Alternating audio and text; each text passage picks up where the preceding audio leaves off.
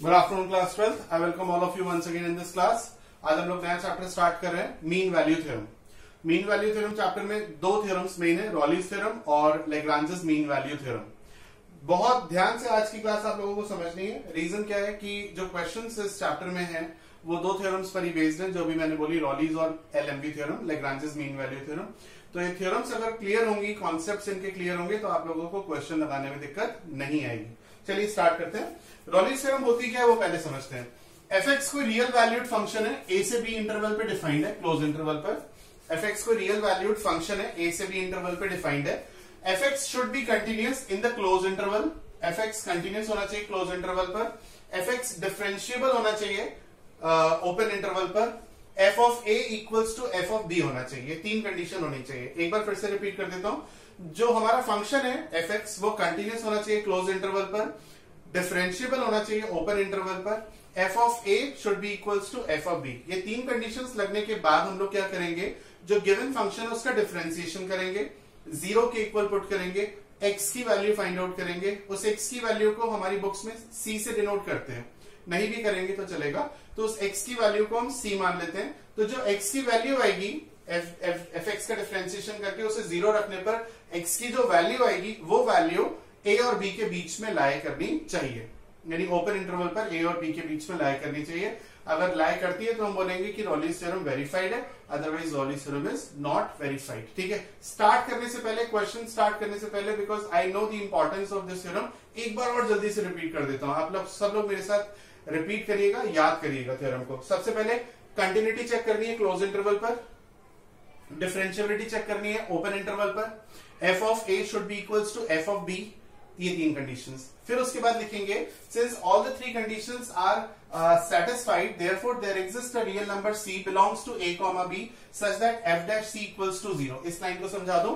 जो फंक्शन है उसको जीरो के, उसका डिफरेंशिएशन करेंगे, फिर उसको जीरो के इक्वल रखेंगे, x की वैल्यू निकालेंगे, उसे हम c मान लेंगे, नहीं भी मानेंगे तो चलेगा। That value should lie between a and b। ठीक है। अब यहाँ पर क्लोज इंटरवल और ओपन इंटरवल अक्सर मैं देखता हूं बच्चों को प्रॉब्लम रहती है, पूरे चैप्टर खत्म हो जाता है लेकिन यहाँ पर गलती करी जाते हैं कि क्या कब क्लोज लगाना है, कब ओपन लगाना है। तो मैंने इसकी एक बहुत अच्छी ट्रिक बनाई है और उस ट्रिक से आपको कुछ याद करने की जरूरत ही नहीं है। ठीक है। हमेशा आपको अपने आप ऑटोमेटिकली याद रहेगा। ट्रिक ये है, continuity starts with the letter C. So continuity आप चेक करेंगे क्लोज इंटरवल पर, C for continuity, C for close. तो कंटिन्यूटी क्लोज इंटरवल पे चेक होगी, C for continuity, C for close. Continuity close interval पे check होगी, उसके अलावा पूरा का पूरा क्वेश्चन जो है ओपन इंटरवल पे चलेगा।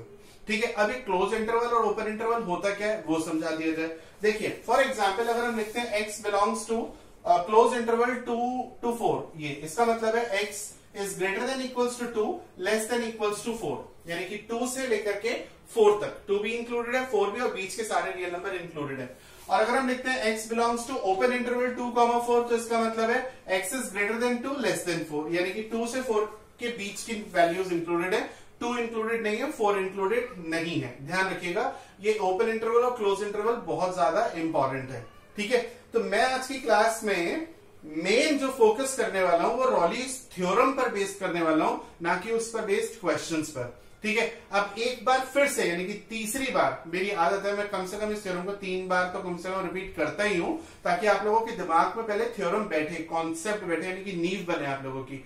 तो रॉलीज थ्योरम प्रूव करने के लिए सबसे पहले करना क्या है, हमें देखना है कि जो फंक्शन है वो कंटिन्यूअस होना चाहिए क्लोज इंटरवल पर, डिफरेंशिएबल होना चाहिए ओपन इंटरवल पर, और f of a equals to f of b होना चाहिए। f ऑफ a यानी a पर फंक्शन की वैल्यू और x is equals to b पर फंक्शन की वैल्यू इक्वल होनी चाहिए। जब ये तीनों कंडीशंस लगेंगी तब आप इंग्लिश में एक लाइन लिखेंगे, since all the three conditions of Rolle's theorem are satisfied, therefore there exist a real number c belongs to a comma b, यहां लिखा हुआ है, therefore there exist a real number c belongs to a comma b such that f dash c equals to 0। इसका एक बार फिर बता दूं, जो फंक्शन है उसको डिफरेंशिएशन करेंगे, उसको जीरो के इक्वल रखेंगे, x की वैल्यू निकलेगी, उस x की वैल्यू को c मान लेते हैं, मतलब जैसे x की वैल्यू 2 आई तो आप उसे मान लेंगे c इज इक्वल्स टू 2। ठीक है। और वो वैल्यू a और b के बीच में लाए करनी चाहिए। अगर ऐसा होता है तो हम बोलेंगे कि Rolle's theorem is verified, otherwise नहीं। ठीक है। अच्छा, अब क्लोज इंटरवल और ओपन इंटरवल, जैसा मैंने आपको बताया, क्लोज इंटरवल का मतलब है कि जो कॉर्नर पॉइंट्स है वो इंक्लूडेड है, बीच के सारे नंबर्स भी इंक्लूडेड है। ओपन इंटरवल का मतलब है कि कॉर्नर पॉइंट्स इंक्लूडेड नहीं है, सिर्फ बीच के रियल नंबर्स इंक्लूडेड है। ठीक है, बहुत इंपॉर्टेंट है, अगर ये आप लोगों ने नहीं ध्यान दिया तो एक क्वेश्चंस में दिक्कत आएगी। एक और बात जो मैं रिपीट करना चाहूंगा, C for continuous and C for close. तो कंटिन्यूटी चेक होगी क्लोज इंटरवल पर, उसके अलावा हर चीज ओपन इंटरवल पे चेक होगी। अब उसके अलावा कितनी चीजें बची ये भी बता देता हूं। देखो, एक तो बचा डिफरेंशिएबिलिटी, वो ओपन इंटरवल पे चेक होगी, और एक जो C की वैल्यू आएगी लास्ट में जब डिफरेंशिएशन करके 0 रखते हैं और x की वैल्यू निकालते हैं, वो भी ओपन इंटरवल पर आएगी। तो सब कुछ ओपन इंटरवल पर होने वाला है, लेकिन कंटिन्यूटी जो है वो क्लोज इंटरवल पे चेक होगी। उसका फॉर्मूला याद रखना, C for continuous, C for close, C for continuous, C for close. चलिए स्टार्ट करते हैं। अब एक क्वेश्चन लेते हैं। पहला क्वेश्चन आपके सामने यहां लिखा हुआ है, रीड करिए जरा, छोटा सा क्वेश्चन है। fx is equals to modulus x -1 से 1 के बीच में डिफाइंड है। इस क्वेश्चन में मैं आपको व्हाट्सएप ग्रुप पर भेज दूंगा। क्वेश्चन में पूछा है इसकी रॉलीज थ्योरम की एप्लीकेबिलिटी आपको चेक करनी है, यानी कि ये फंक्शन जो है रॉलीज थ्योरम वेरीफाई कर रहा है या नहीं कर रहा है। तो चलिए स्टार्ट करते हैं। fx is equals to modulus x की वैल्यू -x होगी अगर x 0 से छोटा होगा, 0 से छोटा होगा, लेकिन यहाँ पर इसकी कॉर्नर लिमिट दी हुई है -1, तो -1 से उसको बड़ा होना पड़ेगा, यानी -1 से बड़ा और 0 से छोटा होगा तो नेगेटिव होगी। और मॉडुलस x पॉजिटिव होगा अगर x 0 या 0 से बड़ा होगा, और ये अपर लिमिट भी डिफाइंड है 1, तो 1 से उसको छोटा होना पड़ेगा। तो ये हमने मॉडुलस फंक्शन को थोड़ा खोल दिया। ठीक है, अब देखिए क्या लिखेंगे आप, समझिएगा। अब आप लिखेंगे बीइंग अ पॉलिनोमियल फंक्शन, या इसको आप कांस्टेंट आइडेंटिटी फंक्शन भी बोल सकते हैं। ठीक है ना, being a polynomial function fx is continuous and differentiable for all real values, that is for x is less than 0 or for x is greater than 0, except possibly at x is equals to 0। यानी कि 0 से छोटे पर आपको दिख रहा है कि ये पॉलिनोमियल फंक्शन है तो कंटिन्यूअस और डिफरेंशिएबल होगा। 0 से बड़े पर आपको दिख रहा है कि ये पॉलिनोमियल फंक्शन है या आइडेंटिटी फंक्शन है तो ये कंटिन्यूअस और डिफरेंशिएबल होगा। 0 पर इसकी कंटिन्यूटी और डिफरेंशिएबिलिटी चेक करी जाएगी। 0 से बड़े पर ये हमेशा कंटिन्यूअस और डिफरेंशिएबल होगा, 0 से छोटी x की सारी वैल्यूज पर ये कंटिन्यूअस और डिफरेंशिएबल होगा। 0 पर at x is equals to 0 हम इसकी कंटिन्यूटी भी चेक करेंगे और डिफरेंशिएबिलिटी भी चेक करेंगे। आइए देखिए कैसे करेंगे, समझते हैं। तो 0 पर हम इसकी कंटिन्यूटी और डिफरेंशिएबिलिटी चेक करेंगे, तो लिखेंगे at x is equals to 0। 0 पर हम कंटिन्यूटी चेक करते हैं, जरा LHL निकालेंगे। LHL आपको पता है, limit h tends to 0 f of 0 minus h, 0 से छोटी वैल्यूज के लिए लिमिट h टेंड्स टू 0, 0 से छोटी वैल्यू के लिए फंक्शन की वैल्यू है -x, तो -x की जगह लिखेंगे 0 माइनस h। ये देखिए x की वैल्यू है, तो ये आ गया माइनस माइनस प्लस h, और h की वैल्यू 0 होती है, तो LHL आ गया अपना 0। अब RHL फाइंड आउट करेंगे, तो RHL निकालेंगे, limit h tends to 0 f 0 plus h, तो 0 से बड़ी x की वैल्यू के लिए फंक्शन की वैल्यू क्या है, सिर्फ x, तो हम लिख देंगे 0 प्लस h यानी h, और ये भी 0। तो LHL और RHL दोनों 0 है, इसका मतलब 0 पर भी ये फंक्शन कंटिन्यूअस है, 0 से छोटी x की वैल्यू पर भी कंटिन्यूअस है, 0 से बड़ी x की वैल्यू पर भी कंटिन्यूअस है। Hence this function is everywhere for all the real values this function is continuous. ठीक है, अब 0 पर इसकी डिफरेंशिएबिलिटी चेक होगी। चलिए 0 पर डिफरेंशिएबिलिटी चेक करते हैं बेटा। 0 पर अब इसकी हम डिफरेंशिएबिलिटी चेक करते हैं। सोच के बताइए जब तक मैं लिख रहा हूं कि क्या ये फंक्शन डिफरेंशिएबल होगा। आंसर है इम्पॉसिबल, ये फंक्शन डिफरेंशिएबल नहीं हो सकता, क्योंकि मॉडुलस फंक्शन के बहुत अच्छे क्वेश्चन मैंने कंटिन्यूटी डिफरेंशिएबिलिटी में पढ़ा है। मैंने आपको बहुत अच्छे से बताया है कि modulus function is never differentiable. एक बार फिर से कंटिन्यूटी डिफरेंशिएबिलिटी का रिवीजन होने जा रहा है, ठीक है, और रॉलीज थ्योरम भी समझ में आएगी। तो आइए LHD निकालते हैं और RHD निकालते हैं। हम इसका चेक कर रहे हैं कि ये फंक्शन डिफरेंशिएबल है या नहीं है। ठीक है, तो कंटिन्यूस हो गया, यानी फर्स्ट कंडीशन सेटिस्फाई हो गई। अब डिफरेंशियबिलिटी चेक कर रहे हैं, ठीक है, तो LHD 0 पे निकाल रहे हैं, हम लिखेंगे limit x tends to c। पहले मैं हमेशा फॉर्मूला लिखता हूं, जैसा कि मैंने कई बार बताया, fx minus fc upon x minus c। यहाँ पर x टेंड्स टू 0 भी लिख सकता हूं, कोई दिक्कत नहीं है। Limit x tends to 0, x की जगह लिख दूंगा 0 माइनस h, c यानी कि x की वैल्यू 0 पर फाइंड आउट कर रहे हैं, x की जगह लिखूंगा 0 माइनस h यानी, और ये c की वैल्यू 0 है। फिर इसको सॉल्व करेंगे, लिमिट h टेंड्स टू 0, 0 से छोटी x की वैल्यू के लिए फंक्शन है माइनस h, तो माइनस, और ये माइनस h, तो माइनस माइनस प्लस h हो जाएगा। 0 पर फंक्शन की वैल्यू हम ये लेंगे क्योंकि ग्रेटर देन इक्वल्स टू है, माइनस 0 अपॉन और माइनस h, तो ये आ गया plus h upon minus h यानी कि -1। तो लेफ्ट हैंड डेरिवेटिव की वैल्यू आई -1। अब right hand derivative find out करते हैं। गारंटीड राइट हैंड डेरिवेटिव -1 नहीं आएगा क्योंकि मॉडुलस फंक्शन कभी भी डिफरेंशिएबल नहीं होता। आओ समझाता हूं। राइट हैंड डेरिवेटिव फॉर्मूला बनाने की कोशिश करो खुद से।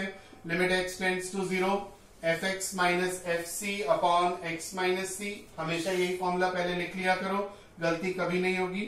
x की जगह लिखेंगे 0 प्लस h, c यानी x की वैल्यू 0, x की जगह 0 प्लस h और c यानी कि 0। 0 से बड़े पर फंक्शन की वैल्यू x है, x मत लिखना, वैल्यू लिखना h।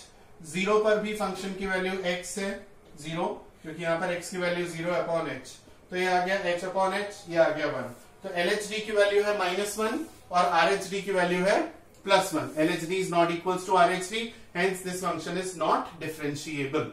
ठीक है, तो अब क्योंकि ये फंक्शन डिफरेंशिएबल नहीं है तो सेकंड कंडीशन होल्ड नहीं कर रही, तो आप कह देंगे hence because this function is not differentiable, hence Raleigh's theorem is not verified। आपको f of a और equals to f of b पर जाना ही नहीं है, जहां पर कट हो जाए वहां पर ही आप रोक देंगे क्वेश्चन को। ठीक है, तो पहला क्वेश्चन हो गया। अब दूसरे क्वेश्चन पर आते हैं। दूसरे क्वेश्चन को जरा आप लोग रीड करिए अच्छे से। क्या लिखा हुआ है? fx is equals to 3 plus x minus 2 on 1, 3, यानी कि 1 से 3 पर ये फंक्शन डिफाइन है, हमें वही रॉलीज थ्योरम को वेरीफाई करना है। तो सबसे पहले क्या करेंगे? सबसे पहले कंटिन्यूटी निकालेंगे, फिर डिफरेंशिएबिलिटी, फिर f of a equals to f of b, और बाय चांस इन तीनों में से कहीं भी कोई भी स्टेप सेटिस्फाई नहीं होता तो वहीं पे सवाल को रोक देंगे। ठीक है, चलिए करते हैं। तो हमने लिखा fx is equals to 3 plus x minus 2 की पावर 2/3 और इंटरवल है 1 से 3 पर। अब यहाँ पर सबसे पहले एक बहुत ही प्यारा पॉइंट उठता है, बहुत जबरदस्त पॉइंट उठता है, मतलब बहुत अच्छा पॉइंट उठता है कि कंटिन्यूअस कैसे प्रूफ करेंगे। बता सकते हैं आप लोग इसे कंटिन्यूअस कैसे प्रूफ करेंगे? शायद नहीं बता सकते, इस समय आप जवाब तो मुझे नहीं दे सकते, लेकिन कंटिन्यूटी इसकी मैक्सिमम बच्चे प्रूफ नहीं करते। इसी बार जब हम बोर्ड की कॉपीज करेक्ट कर रहे थे तो ऐसा ही क्वेश्चन था, लास्ट ईयर की बात है। काफी बच्चों ने कंटिन्यूटी को गलत तरीके से प्रूफ किया था, तो सबका एक एक नंबर या दो नंबर कटे थे। ठीक है, मैं समझाता हूँ कंटिन्यूटी प्रूफ कैसे करेंगे। याद करिए कंटिन्यूटी में हम करते क्या थे? LHL RHL निकालते थे, वो सेकंड क्लास में समझाया था। पर पहली क्लास में पहली डेफिनेशन क्या बताई थी? आपको डेफिनेशन बताई थी कि कोई भी फंक्शन कंटिन्यूअस तब होगा जब वो एग्जिस्ट करेगा फाइनाइटली, यानी दी गई x की वैल्यूज पर, दी गई x की रेंज पर फंक्शन जो है एग्जिस्ट करना चाहिए फाइनाइट। तो चलिए, x की वैल्यू है 1 से 3 तक और क्लोज इंटरवल में लेनी, यानी कि 1 भी ले सकते हैं, 3 भी ले सकते हैं, x की कोई भी वैल्यू ले सकते हैं। डिफरेंशिएट नहीं करना है, सिर्फ दिया गया फंक्शन चेक करना है। You need not to differentiate for continuity. अगर आप जल्दबाजी में सीधा एक झटके में डिफरेंशिएशन कर देंगे तो वो कहेगा, टीचर चेक करने वाला कहेगा कि यार इसने कंटिन्यूटी तो प्रूफ करी नहीं, जो कि 1 मार्क की मैटर करती है, तो वहां पर आपका एक नंबर कटेगा।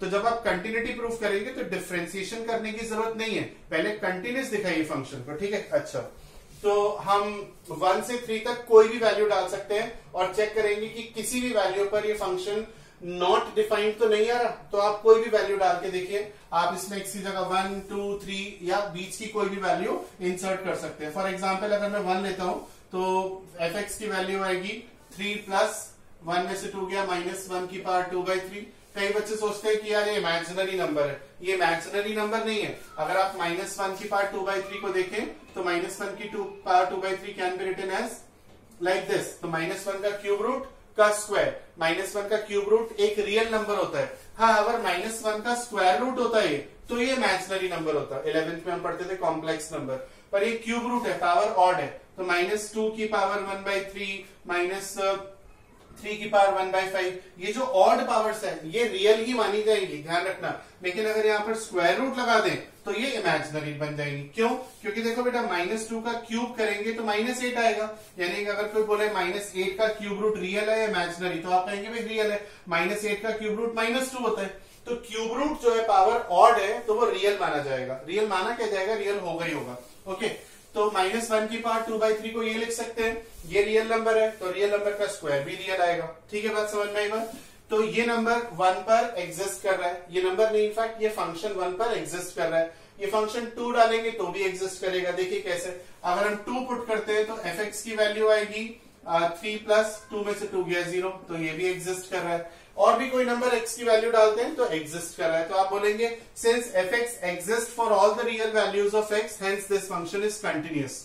एक बार फिर से बोल दो, आप लिखेंगे since this function exist for all the real values of x from 1 to 3, that is x belongs to close interval 1 to 3, hence this function is continuous. तो कंटिन्यूअस हो गया, समझ में आई बात? चलिए, कंटिन्यूटी क्लोज इंटरवल पे चेक करनी है, भूलिएगा नहीं बिल्कुल भी। ठीक है, अब डिफरेंशिएशन करते हैं इसका।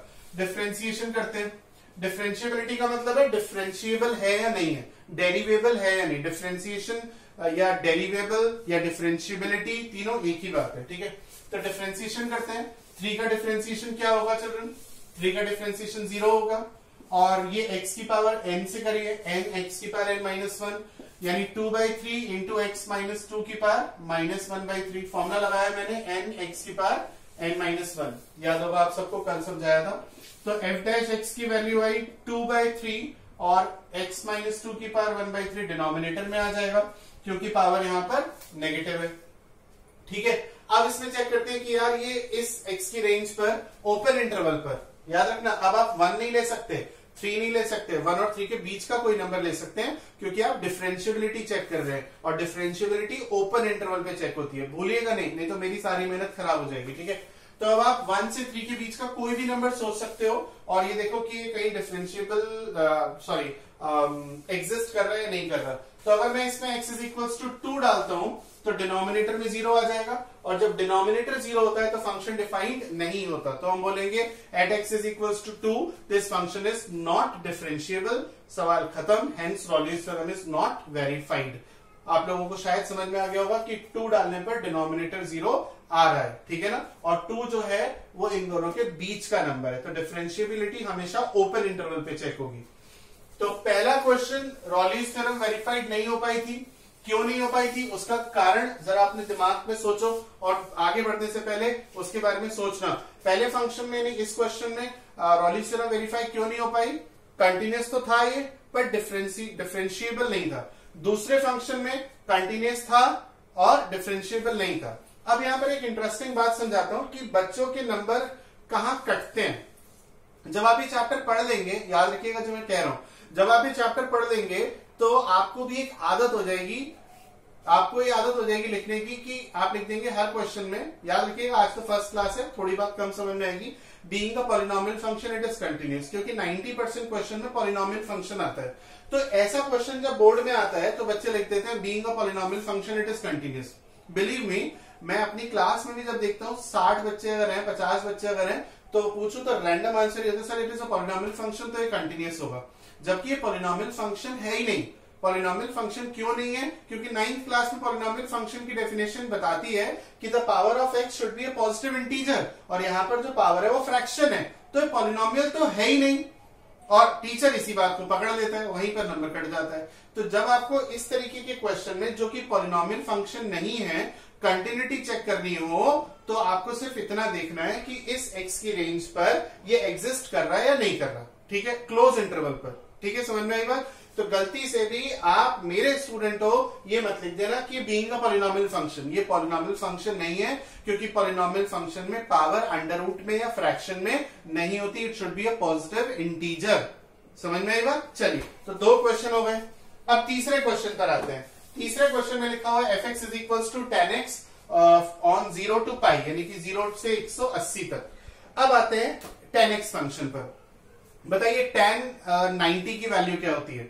Infinite, not defined. और जो 90 है वो 0 से 180 के बीच में है या नहीं है? ऑब्वियसली है। तो आप लिख देंगे कि at x is equals to pi by two, at x is equals to pi by two. देखो मैं यहाँ डिफरेंशिएशन नहीं कर रहा हूं, क्यों नहीं कर रहा, क्योंकि मैं अभी कंटिन्यूटी चेक कर रहा हूं। जब मैं कंटिन्यूटी चेक कर रहा हूं तो मुझे डिफरेंशिएशन करने का कोई हक नहीं है। अगर मैं डायरेक्ट पहले ही स्टेप में डिफरेंशिएशन कर दूं तो कॉपी जो टीचर चेक कर रहा है उसको डेफिनेशन आती है, वो कहेगा कंटिन्यूटी चेक करी नहीं है, सीधा डिफरेंशिएबिलिटी पर आ रहा है, एक नंबर काट दो। ठीक है ना भाई, चलिए आगे बढ़ते हैं। देखिए एक नंबर ये, एक नंबर ये, एक नंबर ये, 3 नंबर, एक नंबर ये, 4 नंबर का सवाल आता है। तो आप देखेंगे x is equal to pi by two पर tan x is not defined.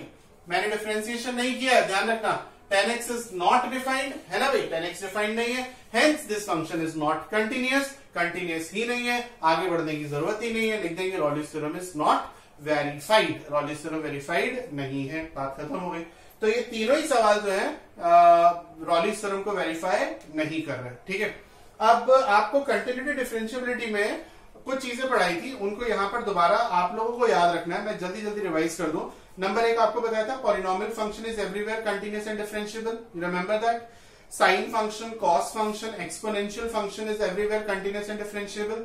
tan x is everywhere continuous and differentiable except at pi by two और पाई बाई टू के ऑड मल्टीपल्स पर, यानी कि pi by two, 3 pi by two, 5 pi by two पर tan x continuous नहीं होता। ठीक है, और अगर दो फंक्शन कंटिन्यूअस हैं, जैसे एक फंक्शन है fx और एक फंक्शन है gx, अगर ये दो फंक्शन कंटिन्यूअस हैं तो इनका सम यानी एडिशन कंटिन्यूअस होता है, इनका डिफरेंस कंटिन्यूअस होता है, डिफरेंशिएबल भी होता है, इनका प्रोडक्ट कंटिन्यूअस और डिफरेंशिएबल होता है, और इनका डिवाइड यानी क्वोशिएंट भी कंटिन्यूअस और डिफरेंशिएबल होता है। इसको इंग्लिश में वैसे बोल सकते हैं, द सम, डिफरेंस, प्रोडक्ट और the quotient of two continuous and differentiable function are always continuous, are also continuous and differentiable. ठीक है, modulus function is always continuous but never differentiable for any value of x, for any real value. ठीक है, एक और बात दिमाग में आ रही थी, वो और समझा दूं, हाँ, कि अगर कोई फंक्शन डिफरेंशिएबल है तो वो कंटिन्यूअस होगा, पर अगर कंटिन्यूअस है तो it need not to be differentiable always, यानी कि अगर कोई फंक्शन डिफरेंशिएबल है तो कंटिन्यूटी चेक करने की जरूरत नहीं है। ठीक है, यानी कि आप पहला पॉइंट उस सूरत में स्किप कर सकते हो, नंबर नहीं कटेंगे, पर आपको लिखना होगा कि अगर आपने, मैंने जैसे भी थोड़ी देर पहले बोल रहा था ना कि अगर आपने कंटिन्यूटी वाली छोड़ दिया, स्टेप छोड़ दिया तो आपके नंबर कट जाएंगे, वो बात ठीक है, लेकिन अगर आपने डिफरेंशिएशन कर दिया और आपने लिख दिया कि हाँ भाई ये ओपन इंटरवल पर डिफरेंशिएबल है, ठीक है, बात समझ में आ रही है, लेकिन अगर आपने कंटिन्यूटी नहीं लिखी, ये लाइन नहीं लिखी कि because if a function is differentiable then it has to be continuous, hence this function is continuous in the closed interval, ये लाइन अगर आपने नहीं लिखी तो नंबर कटेंगे। यानी आपको कंटिन्यूटी दिखानी है कि हाँ भाई मुझे पता है कि ये कंटिन्यूस होना चाहिए, डिफरेंशिएबल भी होना चाहिए, कंटिन्यूस भी होना चाहिए। ये बात अलग है कि अगर कोई फंक्शन डिफरेंशिएबल है तो वो कंटिन्यूस भी होगा, मानते हैं।